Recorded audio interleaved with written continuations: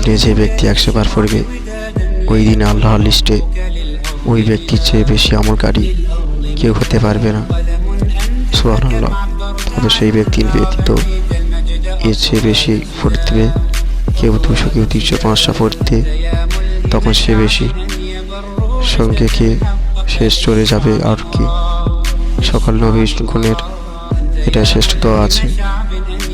যত নবী ছিল পৃথিবীতে তারা সবাই যত দোয়া করেছে তার মধ্যে একটা দোয়াকে শ্রেষ্ঠ বলা হয়।